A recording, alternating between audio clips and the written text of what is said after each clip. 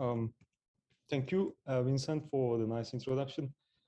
And hello, everyone. And I hope you can hear me very well. Yeah, today, as Vincent introduced, I'm from KAUST, KAUST Photovoltaics Laboratory.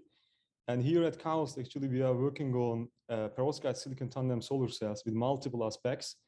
But today, I will keep the topic a little bit narrow, and I will discuss how we do efficient and champion perovskite silicon tandem solar cells using a solution processing technique. And before starting, maybe it's better to thank all the contributors in advance. And today I will cover the works of my some colleagues, including myself, and Furkan, Jiang, Michele, Shingiz, and our professor is Stefan De Wolf, is our PI. And here we are a little bit crowded team, almost 30 people in our team at the moment, and majorly we are focusing on the efficient perovskite silicon tandem solar cells and the perovskite solar cells. Yeah, actually, the first question, so why actually we work on this topic? And I'm confident that, and most of you are aware of the potential of the perovskite silicon tandem solar cells, but maybe briefly to introduce. And as you know that today's the state of the art and mainstream PV technology is the silicon solar cells. And for silicon solar cells, we have several alternatives. And so far, the most efficient silicon solar cell configuration is the silicon heterojunctions. And these devices are, at the moment, can be fabricated with efficiencies around 26.7%. This is an IBC configuration, which means that there is only back contact. And the double-side contacted devices can be fabricated recently around 26.2%. But actually, these devices are really approaching their practical limits. Nowadays, increasing their efficiency further is impractical, almost impractical, let's say. So why we want to increase the efficiency? Actually, I mean, the answer is very simple. I don't want to enter the details too much, but basically, we want to lower the levelized cost of electricity as much as possible. And since we are not able to reduce the site costs, including encapsulation, installation costs, and the inverter cost, so the best way to decrease the LCOE at the moment is increasing the efficiency of the solar cells.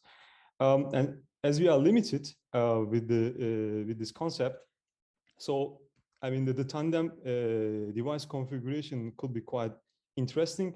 And before giving what is tandem, maybe it's better to show this graph. As you see here, this is the progress of the silicon heterojunction solar cells, and this is the progress of the perovskite silicon tandem solar cells. And maybe we can say that this perovskite silicons can be the continuation of the single junction silicon heterojunction solar cells. And efficiency potential is well beyond the single junction. I will touch it here. And here you see the solar spectrum between 300 and 2,500 nanometers. And if you use only silicon solar cells, we are able to cover this portion of the spectrum. But if you use a multi-junction devices, which means that if we add another subcell on top of the silicon solar cells, we can cover the spectrum more effectively by minimizing the thermalization losses. And in this case, our efficiency potential is rising around above 40%, which was around 33% for the single junction crystalline silicon solar cells. Actually, this opens a huge potential to further decrease the LCOE of the PV panels. And for sure, the higher efficiencies are possible if you would like to cover the spectrum more effectively. You can add the third junction, fourth junction, but these are maybe the next generation devices. But the main point here is that if you want to make these tandem solar cells industrially feasible, I mean, you have to find a cost-effective subcell which you can couple with the crystalline silicon bottom cell. So far, although we had some options, actually none of them were, we had some efficient options, actually we didn't have cost-effective options until we have the perovskites. And perovskites are really amazing materials, and in a very short time, they progressed a lot, and the efficiencies of the single junction device are already exceeding 25% at laboratory scale. And we have a lot of flexibilities for the processing and band gap tunability. And it's a great material for the tandem solar cells. So the tandem research actually started in around 2013. After a couple of years, the first single junction perovskite solar cells were introduced. And initially, the architecture was double-side planar bottom cells. And actually, the field very quickly abandoned this configuration because of actually the poor optical response of the devices. And field moved the rear side textured front side planar devices. The main motivation behind this using all garnered knowledge for the single junction devices, so we could easily transfer them to the tandem devices. But actually, this system was optical and not perfect. And recently, we introduced a double-side textured tandem devices. Actually, this is not new. Previously, the EPFL team has also introduced a conformal coating. But actually, our major motivation was utilizing the solution processing, which is I can tell the mainstream processing technique in the whole perovskite community, and acquiring this experience and applying this to the perovskite silicon tandem solar cells and achieving the champion devices. So this was our major motivation. So, but actually we have too much flexibility for these devices, and we can flip the polarity as well. Today, I will try to cover both PIN and IP configuration devices. And before that, I just wanted to show how the devices they look like. So the next section. As I explained, the initial configuration of these devices were in front-side planar devices. But actually, we know that optically, the double-side textured devices are quite useful, and we can really minimize the current losses, reflection losses, and increase the current density of the devices. And also, in industry, all silicon heterojunction devices are fabricated with a double-side texturing, because if you want to fabricate front-side planar devices, you have to put additional processing step. And also, we can easily integrate our perovskite subcell processing to the industry lines. So this was the major motivation. We work on the double-side textured tandem device, double-side textured bottom cells. And first, for sure, we took one commercial silicon heterojunction solar cell, and we attempted to deposit our best one-step perovskite processing on top of it. And this is the thing we see.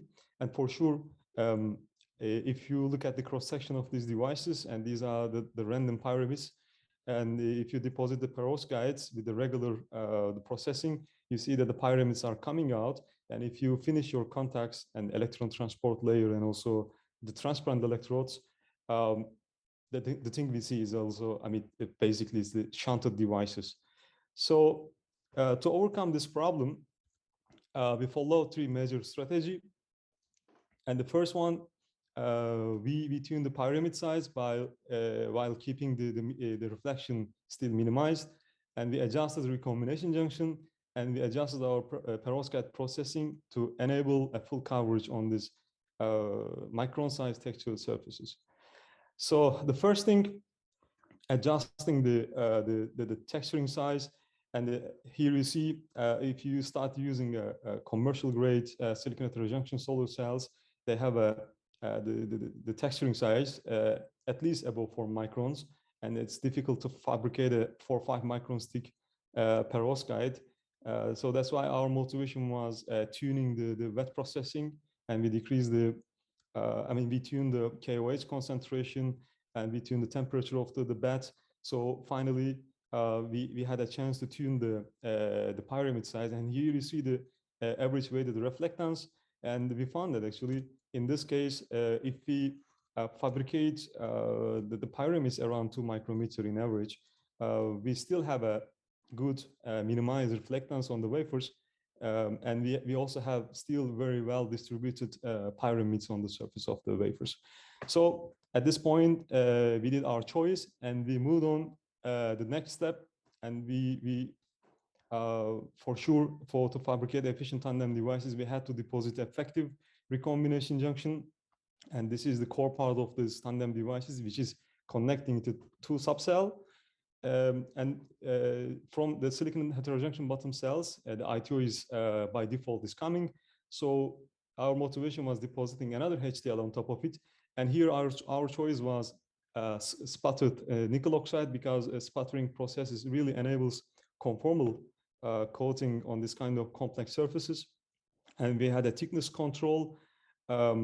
Actually, another choice is also, I will discuss in the next slides. We also, later on, we start use also self-assembly monolayers. And after creating effective recombination junctions, the third step is fabricating thick perovskites on top of this micron-side pyramidal texturing. So for this, between the perovskite processing and the critical thing we did here is increasing the concentration further. And overall, we achieved end-to-end coverage on top of the micron-sized pyramids.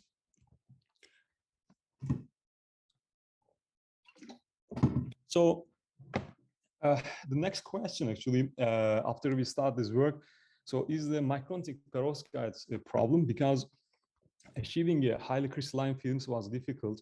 And we were really curious about the field factor of the devices.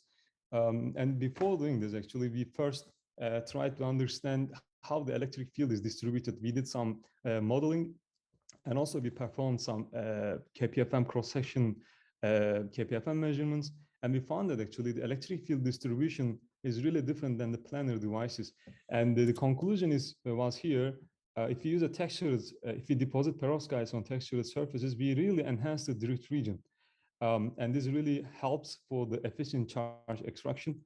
And this was actually the additional benefits of the processing of the perovskites on the top of the textured interfaces. So after that, actually, we fabricated our overall tandem devices by finishing the contacts. So this is the appearance of the 1 centimeter square devices we do here. And we use a perovskite band gap around 1.68 eV. This was a one-step process perovskite. And the recombination junction was nickel oxide, indium oxide. Indium oxide is the three-wheel here. It can be also ITO, ISO, it doesn't matter. And actually, we start to see the real benefit when we measure EQE. And as you see here, we really minimize the reflections here. We achieve the quite planar response here by minimizing the reflectance. And also, since we have a quite thick perovskite, we had a good response on the perovskite top cell, and we minimized the response of the silicon device. And in this case, we had a chance to decrease the band gap further, and for sure, this helped us to enhance the voltage. And overall, to push the voltage higher, we also did a self-assembled surface passivation with anathiol. And overall, actually, we achieved the efficiencies above 25.7%, and the field factors were really quite satisfying here. And this study took place in Science, and we did a collaboration with the University of Toronto. At that time, this was one of the champion devices. So for sure, we didn't stop here. We continued doing further optimizing these devices. First, we had to focus on the perovskite because we know that the perovskite accommodates several defects. And interface also, I mean, perovskite contact interface also accommodates several defects. So our major motivation was actually really passivating these defects and pushing the VOC of these devices as high as possible. And we know that the nickel oxide perovskite interfaces has some undesired redox reactions, and this really causes the really voltage losses on the devices. And in terms of also stability, this is an undesired situation.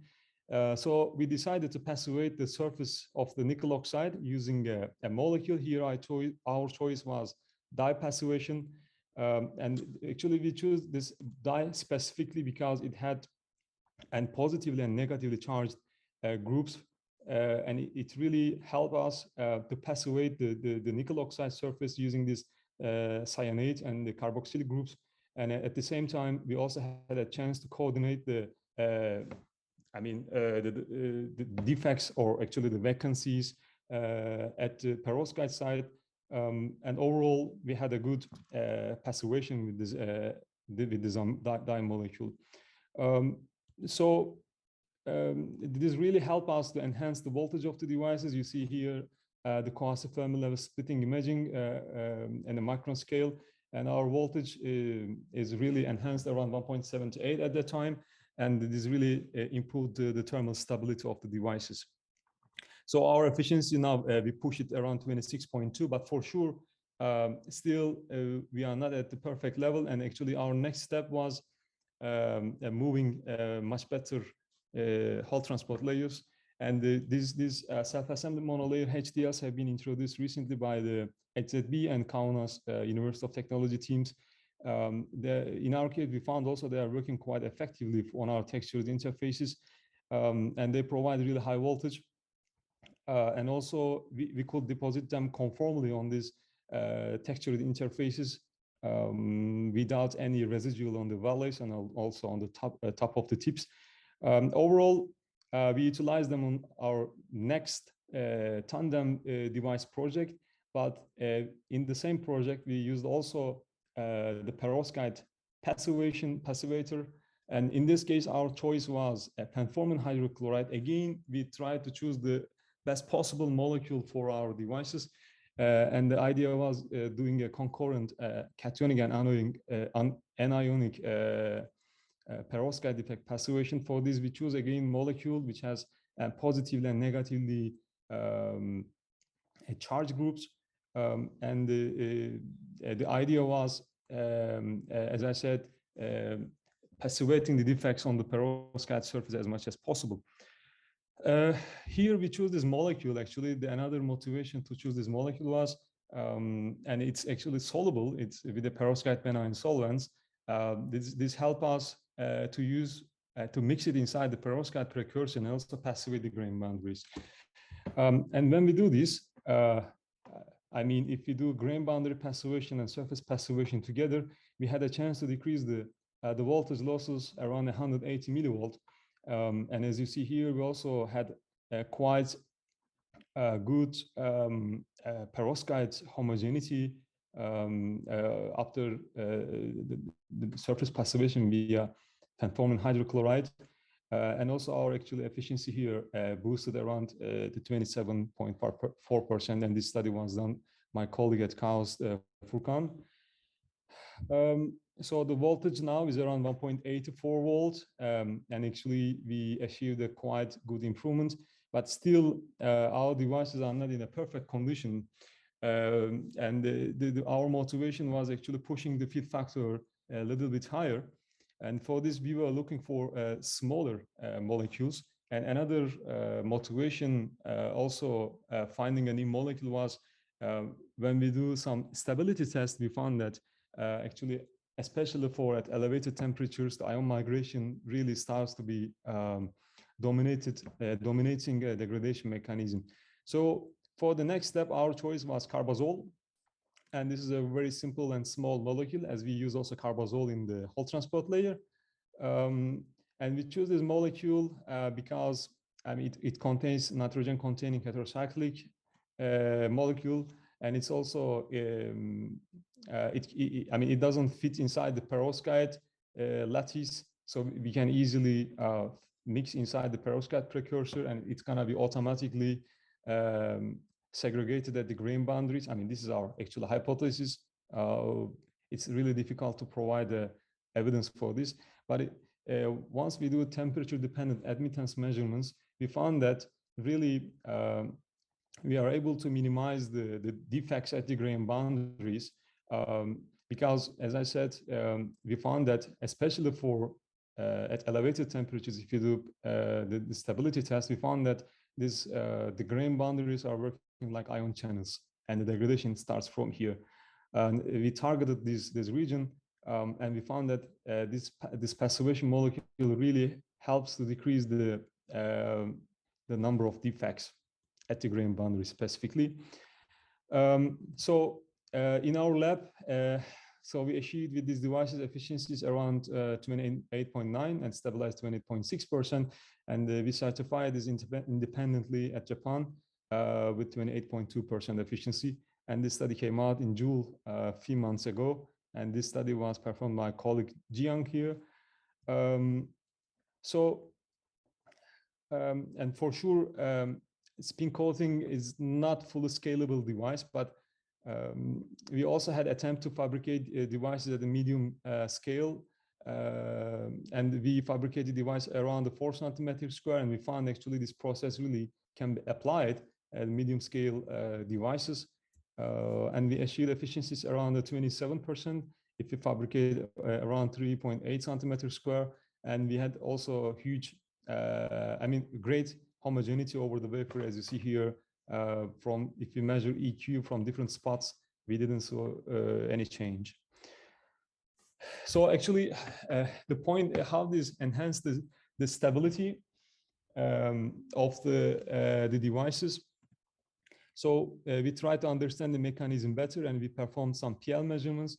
We exposed this, actually first we encapsulated the samples between two glass, and after that we exposed the samples with the PL, with a green laser, but this is not one sun. We increased the intensity to 10 sun to see the accelerated degradation, and we found that if we do this on control samples, by time we start to see peak broadening is happening, and this is actually the signature of that iodide rich trap states are happening on the sample. But if you use a carbazole, after carbazole treatment, we really suppress this peak formation with the similar conditions. And also my colleague Jiang tested this in ambient conditions, and he found that really the carbazole treated samples are even stable in the ambient conditions. Overall, after that, actually, we put the samples to the outdoor. This brings me to the part of my talk about the outdoor test. Actually, here at KAUST, we use outdoor tests quite frequently because we believe that when we put the device at outside, really we start to see the real character of the devices, because in the test field, in the real operating conditions, the multiple external stressors work together to degrade the devices. So, but if you do the experiments in the lab, we just disentangle the problem into the small pieces, and we start to see the single parameter. You see a photograph from our test solar park test facilities at KAUST, and this is located in Jeddah. Our university is also located in Jeddah. This is a really hot and sunny climate. I think Vincent knows very well. So we have a test platform here, and this is a bit old-fashioned photo, but actually now we have more updated version of this test field, and we are able to test multiple devices at the same time. And we also have a pyranometer. We can record the sun intensity, wind speed, and everything. So we really do a proper outdoor stability test here. Actually, I don't want to enter too much details about the outdoor test details, but I want to discuss very quickly our observations. This study came out in Nature Energy in 2020. The first observation, when we put the samples at outside, actually we found that the temperature of the cells are really high. The cells can reach around 60 centigrade degree with encapsulated devices. And using this empirical model, we use also these values. Actually, we created an empirical model, and we predicted the whole year the module temperature. And we found that actually during the summertime, even at these given conditions, we are able to reach around 60 centigrade degree for the device temperature. This has some important consequences on the device design.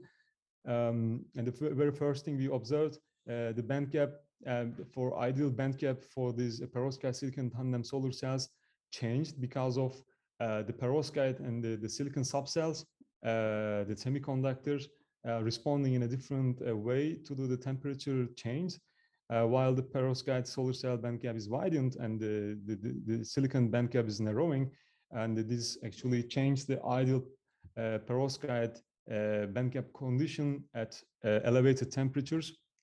And actually, if you consider the most idealized device system, this value decreases to 1.68, which was around 1.74 in the past. And this is a good news, because we can fabricate more efficient tandem devices in the future if we really want to operate these devices in hot and sunny climates.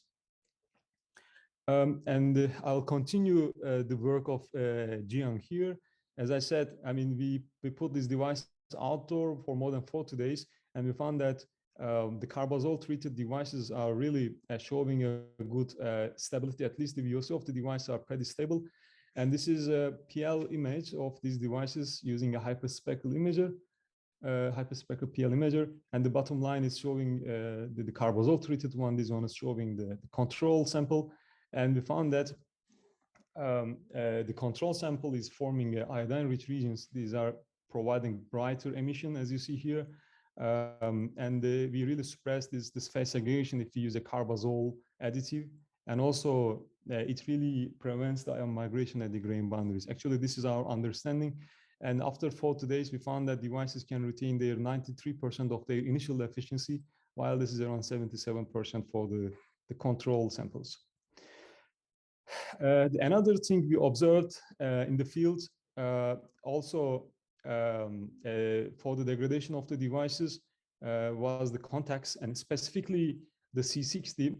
And this is a bit interesting because we found that actually if before putting the devices in the field, this is the AFM image top topography of the perovskite C60.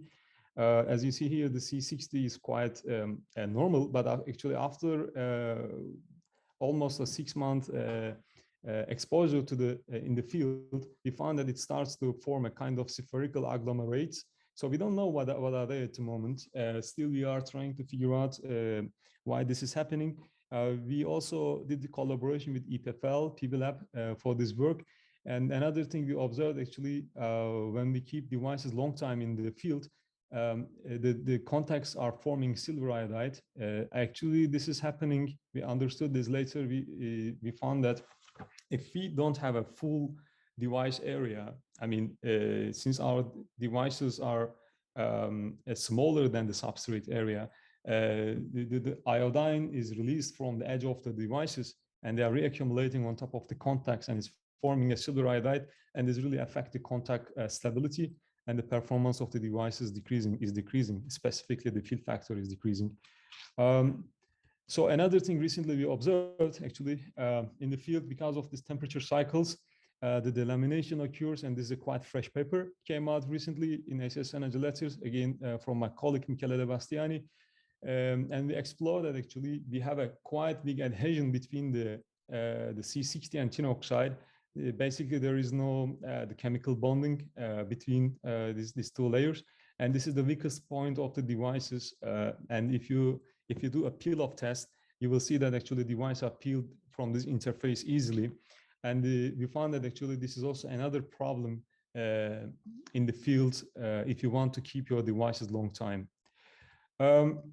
So far I explained our monofacial tandem device progress, but actually recently we start to explore also bifacial tandem solar cells. This is again another advantage of the solution process perovskites, because we have a huge band gap tunability for the perovskite top cell. So we just wanted to extend our skills to the bifacial devices, and this is, you know, it's a mainstream. I mean, it starts to be the mainstream PV technology in the market recently, and the projections are showing that the market share of the bifacial solar cells will reach around 70% in 2030. We believe that actually the bifacial, I mean, the silicon perovskite tandem solar cells also will really evolve in this direction. The main motivation using bifacial solar cells, very briefly, is increasing for sure the power output. So how we do this? If we use a monofacial devices, we use a direct light, but in bifacial mode, we also get benefits from the reflected light. We call this albedo. The only thing we do on the devices, you know, we have a opaque full area metal contact, which is non-transparent. We remove this and we put a finger at the rear side. We allow the device illuminated also from the back, which is reflected from the ground. In this case, the bottom cell provides more current density. Then we have to satisfy this current density with the top cell. And for this, the best option is decreasing the band gap, and which is quite easy with the spin coating process, advanced step spin coating process. We have quite good recipes in the literature. And after that, we can get overall higher current density from the devices. But I will discuss in the next slides. Actually, this brings us another advantage because we really get rid of from the phase segregation problem because we are using a low band gap perovskites. I don't want to again go in detail. This is a bit, this can be topic of another talk, but very briefly, you see here the different albedos, which means that we change the illumination of the bottom cell with different intensities. This is the 20% of the, for instance, 20% of one sun. So we find that actually, if we do 20% albedo, the current density of the devices already is saturating and is reaching around 21 milliamps. And after increasing the albedo further, we don't see too much change. The albedo change based on the ground conditions. I mean, as a specific example for sand, it's very typical in Saudi Arabia, is around 30%. This is already sufficient to get actually the champion devices. Now we don't talk about efficiency, we talk about power generation density because we have additional illumination at the rear side. We found that actually, if we use a bifacial tandem solar cells, our power output always higher than the monofacial devices. So, as I said, this brings another advantage to these devices. We can make them really long-term stable. You see a device after we keep them 6 months in the field. There are a lot of dust on it. This is quite natural in Saudi Arabia. This is a closer view to the device pixels. And after we get the devices, we broke encapsulation and we check the devices. And this is this work again done by my colleague, by Michele De Bastiani. We saw that actually we don't see too much the PL emission variation. Even if we are approaching very close to the metal contacts, we don't see too much variation. This is good news because this shows that if we keep devices 6 months in hot and sunny climate, we don't have phase segregation or degradation on the devices. And this actually, the variation of the VOC confirms this behavior. We really get a quite stable open circuit voltage from the devices.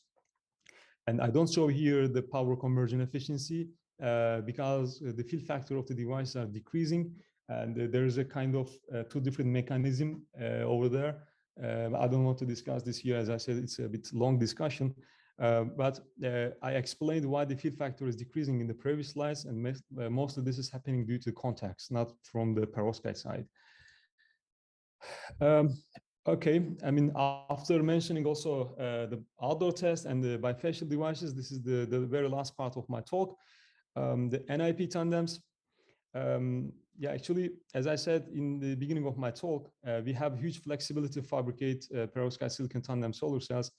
We can change the polarization of the devices by flipping the bottom cell easily. So we did this. But there's a point here I want to discuss very quickly. And as you know, the initial perovskite silicon tandem solar cells were in NIP configuration in around 2014. But suddenly the field moved on the PIN configuration tandem devices. Actually, I think this started with the Nature Energy paper of the McGehee team. And after that, all record devices came out with the PIN devices. So our major question, so what happened? And these devices, the NIP device progress almost stopped. After we start investigating these devices, we found actually 3 major problems. One of them is the electron transport layer. And if you want to use if you want to fabricate efficient NIP tandem solar cells, you have to find efficient electron transport layer. So far, the best electron transport layer was a mesoporous titanium dioxide, and this was processed really at high temperature. The alternative of this was processing the nanoparticle tin oxide. This is really quite promising recently. But once we fabricate the tin oxide by spin coating, we found that actually we are not able to get a conformal coating on the wafers, and this really hinders the charge transport. And our choice here was fabricating a niobium oxide. Niobium oxide is a kind of dielectric material, but if you fabricate it with the sputtering technique, you are getting a conformal layers. And also interesting to niobium, I mean, it is specific to niobium oxide. It's within the band cap actually. There is no defect, and it's quite interesting. And even if fabricated 50 nanometers of niobium oxide, our device performance were pretty good. And after fabricating some single junction devices, we fabricated tandem devices, and we found it's working quite effectively on tandem devices as well. Also, the second thing was hindering the progress of the NIP tandem devices were spiral method. This is maybe by far the best whole transport layer reported for the NIP devices and still the state of the art, but it caused too much parasitic absorption losses on the devices. And our choice here was thinning down the spiral, but not by solution processing because it's difficult to achieve a conformal coating. So we use an evaporation method and we achieve ultra thin spiral TTB and we dope it with a molecular dopant. And after that, we stack it with the atomic layer deposited vanadium oxide layers, and we achieve a quite good contact stack on the devices. And the third thing, for sure, this is the maybe the persistent problem of the NIP devices, and there are many actually solutions in the literature have been reported. And here our approach was using a C60 self-assembly monolayer between the niobium oxide and perovskite. And combining all these things, we really decrease the hysteresis. I mean, using actually, we use also the surface passivation on top of the perovskite using 2D, 3D, the perovskites. And combining all these different passivation approach, we minimize the hysteresis and it approached almost zero. So we applied this progress onto the tandem devices, and we achieved efficiencies around the 27%. And here the important thing is that these devices really deliver high current density, which was pretty low, around below 17 milliamps in the past. And we progressed a lot, and we fabricated the tandem devices around 19.5 milliamps per centimeter square. To be honest, these devices can be fabricated with the higher current densities. If we can replace the spiral TTB with a more transparent contact, this is possible because in PIN configuration, replacing the front contact is really difficult. I mean, there is no alternative to C60 at the moment. But in NIP device tandem case, actually, we have several opportunities, and there are a lot of research opportunities here. And as I said, I mean, efficiencies beyond 30% is still possible with the NIP tandem solar cells. Very last thing for this NIP part, actually, for the single junction devices, maybe you can see several stability results, and people report thousands of hours of stability. But with this configuration, since we use a molecular doped contact, we had to find a solution to prevent the redox reactions between the vanadium oxide and the spiral TTB. So we put ultra thin TPBI layer and the lone pairs actually on this molecule. We have abundant lone pairs, and they have coordinated the metal atoms at the vanadium oxide side, and this extended the stability of the device. This study was covered in ES in August 2021, and it, I mean, attracted a lot of attention in the field. So this brings me to the end of my talk. Maybe some closing remarks. So at KAUST, we fabricate perovskite silicon tandem solar cells with the different alternative aspects. I mean, the spin-coated perovskite is not the only option we work here. We also work on the slow die-coated tandems. We work also evaporation, hybrid conversion, combination of evaporation and solution processing. And we work also on the scalability of these devices.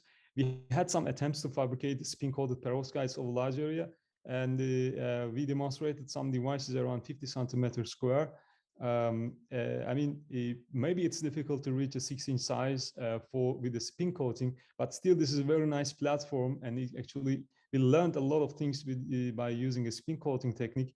And all these learnings are universal and independent from the perovskite processing. and it can be applied also to other device configurations easily.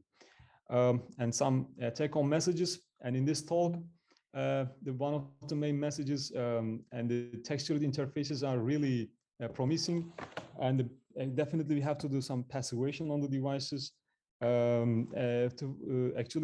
To scale up these devices, we need more dedicated efforts for the scaling up. And outdoor stability is good indicator for the device stability. Bifacial tandem solar cells carry high potential to be more efficient and stable in perovskite silicon tandem solar cells case. And NIP devices can provide opportunities beyond 30% efficiency. And thank you for your attention.